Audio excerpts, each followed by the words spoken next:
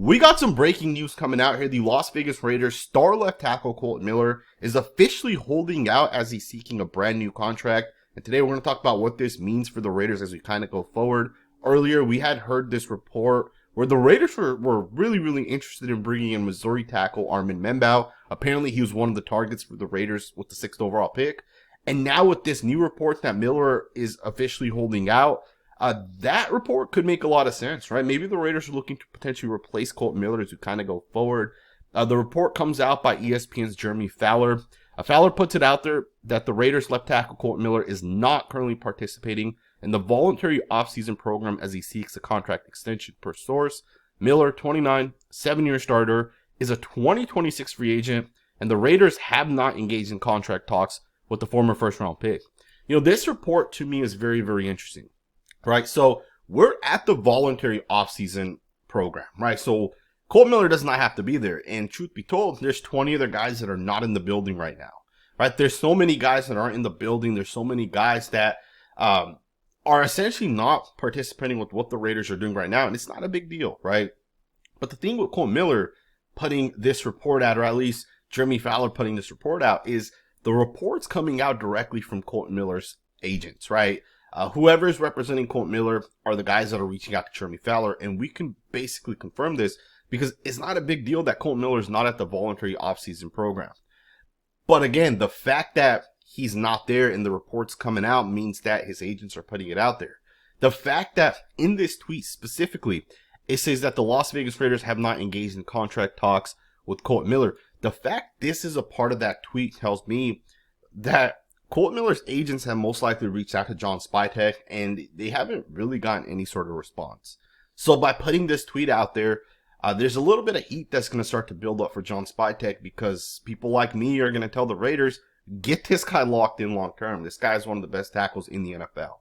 He's arguably our best offensive lineman, arguably our best overall offensive player, if you're being honest. Kolton Miller, to me, is a really good football player. He does turn 30 years old this season. The Raiders do have to, make sure they not only get that right tackle position right, but they also got to look to replace Miller. And I think the best way to replace a guy like Miller is to, kind of get that guy at the right tackle position today. You can kind of start to mold him, and then he can convert over to left tackle once you do move off of Miller, right? One of the guys that did that for the Buccaneers when John Spytek was there was Tristan Wirfs. Wirfs played right tackle for 2 years in college, switched over to left tackle for his 3rd year, went back to right tackle for a couple of years with the Buccaneers as he got into the NFL. And then, of course, he went back to left tackle as of this past season. The Raiders can take that same approach as they develop their future anchor at that left tackle position, right? But again, the fact that, none of this is involuntary, right? Like, you don't have to be there. But the fact that we're getting this report that Kolton Miller is seeking a new contract extension, to me, tells me that this could potentially lead into the actual, involuntary portion of the offseason, the training camp, as well as that kind of comes around. And I know we're a couple months away from that, so it's not as big of a deal. But do understand, this report being put out there does make it clear that he wants a brand new contract. Right? This report being put out there is being put out for a reason, right? Right now, what Kolton Miller wants from the Raiders is not happening, right? And again, I think John Spytek would be wise to lock in Kolton Miller as soon as possible. Now, from a contract perspective, I definitely understand why Kolton Miller wants a new contract. If you guys just look at his contract right now, he is locked in for the 2025 NFL season. One of the things to note is he has no guaranteed money left in this season, essentially, right? So if he gets hurt and the Raiders decide at the end of, training camp, hey, we want to cut Kolton Miller, you can get out of his contract, right? You will incur a $3.375 million dead cap. That comes from his signing bonus that he had ultimately gotten when he signed this contract. But again, $15.6 million is essentially what he'll get this season, and that's well below the market value. I think Kolton Miller gets, on average, probably close to like that $20 to $22 million range. I think that's probably where his value should be. And again, I think for the Raiders, you can not only get this guy signed for this season, right? Like where he gets a little bit more guaranteed money, but you can lock him in for another 2 years. And I think Kolton Miller, when he came into the NFL, he's like 25, 26 years old. He came into the NFL as one of those guys that, and I don't think he was 25. I think he was like 23, 24. When Miller came into the NFL, one of the things with Kolton Miller was he was very athletic. He was very quick, had really, really good movement. And those guys last a really, really long time. Right? There's a huge difference between guys that are fluid, that can move well, and guys that can't. Because guys that cannot move well don't generally, year 8, 9, 10, they start to decline like crazy. Guys like Kolton Miller, who came in and they're super fast, they're super explosive. Those guys take a little bit longer to develop, and we obviously know with Kolton Miller, it took him some time to develop. But because he was quick and fast and explosive, as he hits 30, 31, and 32, he still stays fast and explosive, and he still stays quick as well. Right? The movement Kolton Miller has today and he'll have over the next 2 or 3 years is better than some of the other guys that are coming in as rookies, right? We know guys that are not fluid generally don't get drafted very high. Again, I think for the Raiders, you got to lock in Kolton Miller. I think it's such a big part of being able to kind of have success as we go forward. Again, Kolton Miller, if he wants to get paid $26 million a year, I think it'd be smart to trade him at that point. I don't think he's going to want that, right? He signed his last contract at a lot less than what the market was even at that point. And the market today has shot up, right? I think Penei Sewell got, like 28 to 30 million. There's something crazy like that, right? Again, I think Kolton can still probably get somewhere between 20, 22 around that range. And that'd be a really good contract for the Raiders. And again, no state taxes in Las Vegas either obviously will benefit a guy like Kolton Miller. So we'll see what ends up kind of happening as we go forward. But again, I think another thing we have to talk about is, if the Raiders do say, hey, we don't want to keep Kolton Miller as our left tackle. All right, if John Spytek feels like there's better value to be had somewhere else, maybe Miller at 20 million, Spytek feels like that's bad value, right? Maybe that's what John Spytek thinks. In that instance, I think if you do trade Kolton Miller, you got to get a first-round pick for him. But we do have to also realize that, at 30 years old and the fact he wants a new contract, teams aren't going to just throw 2 or 3 first-round picks for that type of player, right? Although Miller is I think he's a top 12 to 15 offensive tackle, I just don't think teams are going to be willing to trade multiple first-round picks or multiple picks, including a first and maybe a second. I do think he could still go for, if you have like a first-round pick between like pick 15 to 32, I think some team might be willing to give that up for him because he's still a good football player. And he's a really, really good run blocker, right? I'd make the argument Kolton Miller is one of the best run blocking tackles in the NFL. He moves people at the point of attack. He's big. He's physical. He still struggles sometimes in pass pro, right? His technique is not great, but he does a good job generally speaking. Another thing to note is some people have said, hey, he fell off last season, right? Statistically, it wasn't really that good. I think he gave up 5 total sacks. But the thing is, Kolton Miller had offseason shoulder surgery. And as he came back, he didn't have a training camp. He didn't have a preseason. He came in and he basically started week 1 with the bad shoulder. And I believe in the first 4 to 5 weeks, he basically gave up 5 sacks.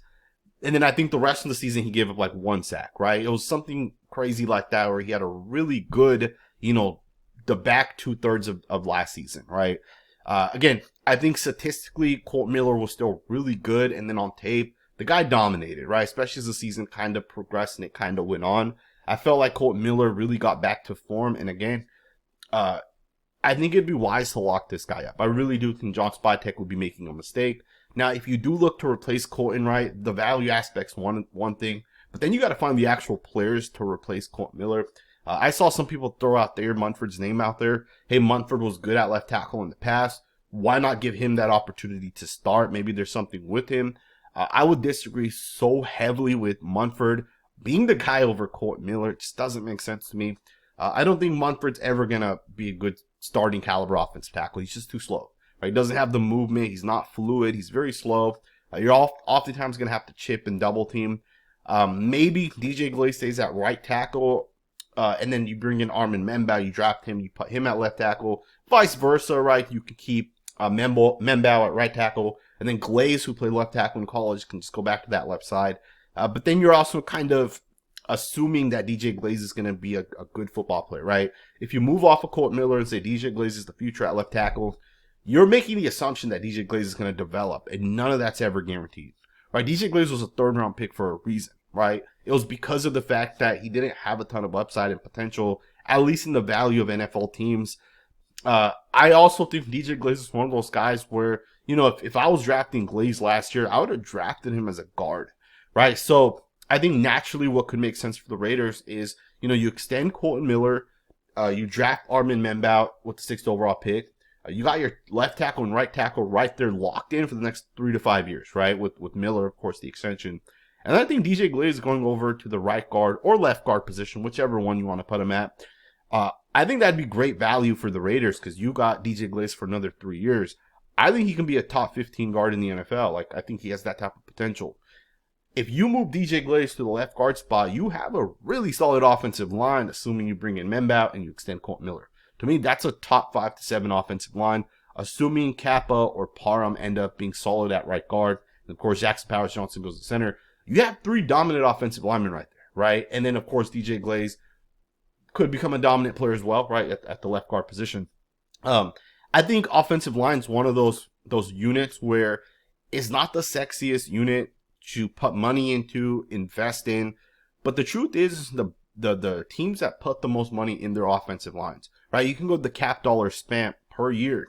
Those units are generally going to be the best units. It's very rare that you'll get a unit that's like bottom 10 in spending and their top 10 offensive line. And if they are that, it's most likely because they have rookie offensive linemen. Right, the Cowboys are a good example of this. The Cowboys have a phenomenal left guard in Tyler Smith, arguably the best left guard. They have a rookie, last year was a rookie in Tyler Guyton at left tackle, Cooper Beebe, another rookie at center.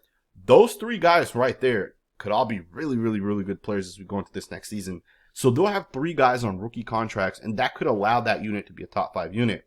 And then from a cap perspective, it won't hit that until those guys get extensions. The Panthers, another example. They're the highest paid offensive line last year. And I know a lot of people were talking crap about the Panthers, especially going into that Panthers and Raiders game this past season. I had told you guys, man, that Panthers O-line is good. They have some really good offensive linemen. And the Panthers dominated the Raiders defensive line. That was the only game, and I don't say this lightly, that Panthers game was the only game where the Raiders defensive line got dominated. Right? Damian Lewis, Robert Hunt, Charles Cross. Those guys were not Charles Cross, Ika Mekwanu. Those guys were dominating the Las Vegas Raiders defensive line. And they ran all over us, right? And they've obviously found a lot of success. Andy Dalton had pretty much all day to throw the ball. Putting money into your offensive line is the way to go, in my opinion, right? And again, putting investments, putting money into those guys, it makes sense. And the thing is, you got to draft the right players. We know that the Raiders put a first round, I think 2021, they drafted Alex Leatherwood. We knew that pick was a bad pick, right? If you guys go back and watch my live reaction, I was so pissed off. I was so upset about that pick because there's just guys that are going to be good, right? Christian Darrisaw, we knew he was going to be a good football player. And the Raiders decided not to take him. Instead, they went down the path of taking Alex Leatherwood. Huge mistake at that point. Obviously, it was proven to be right that was the wrong pick. Tyree Wilson's another example. It was a bad pick. We should have taken Jalen Carter or Darnell Wright. Both of those guys are much better than Tyree Wilson at this point. If you know which guys the Raiders should take and you put those investments in, right? An example, Armin Membaut is a really, really good offensive lineman to take. It's going to translate, right? He's a guy that's going to come into the NFL and he'll be a top 10 guy at some point. That would be, an example of making that investment to having a good offensive line. And I think having a good offensive line in front of Geno Smith, it's the best way to allow Geno Smith to have success. In fact, think about this. The Seattle Seahawks on the offensive line, when Geno Smith first got there, they had Rodney Hudson on the offensive line. I'm sorry, that Gabe Jackson on the offensive line. They had Damian Lewis, who they took in the 3rd round, on the offensive line. Lewis ended up being a top 10 paid guard because he was, a top 10 guard. They had Gabe Jackson. They had Damian Lewis. They paid Phil Haynes. They had multiple offensive tackles that they kind of brought in and they're trying to replace, Jason Peters. They brought him in at some point. They took a tackle in Charles Cross in the 1st round, right? These guys protected Geno Smith and, they ended up letting Damian Lewis walk. They ended up letting Phil Haynes walk. They ended up, Gabe Jackson retires. Jason Peters ends up leaving, right? They let these guys kind of leave over time. The offensive line got worse, and Geno Smith started to struggle a little bit, right? We saw the interception numbers go way high. So again, I think not only is it important to have a good offensive line, but it's important for Geno Smith to have that unit that can kind of handle things up front. And then it'll also allow the run game to kind of get going, right? So we'll see what the Raiders end up doing. I do hope the Raiders don't actually trade Kolton Miller. I think that'd be a huge mistake. Sign the guy, extend the guy. It's not going to cost you like $28 million. And I'll be honest with you guys, man. you know, you can't have Maxx Crosby caliber of players at every single position, right? And what I mean by that is this. If you have Maxx Crosby at defensive end, you have Michael Parsons on the other side, and then let's say you have Penei Sewell on one side and Trent Williams on the other side. Those are your starting DNs, your starting offensive tackles. You're not going to be able to retain all those guys, right? You're not going to be able to keep those guys. Those guys are going to end up walking because of the, how the contracts kind of end up. If you have Maxx Crosby at defensive end, you need Kolton Miller at offensive tackle. Kolton Miller is not going to get $28 million. He's going to get $22 million. And that $8 million difference is huge because Kolton Miller can still play as a top 10 left tackle, right? It's good enough what Kolton Miller provides, but you don't have to pay him $28 million, right? You need the Kolton Miller type of role players out there, right? Guys that are star players that are productive as hell, but you don't have to pay them top dollar, right? So again, I think it'd be a huge mistake if the Raiders don't lock in Kolton Miller. We'll see what ends up happening. Let me know what you guys think, man. Thumbs up, subscribe, and I'll see you guys next time with another video.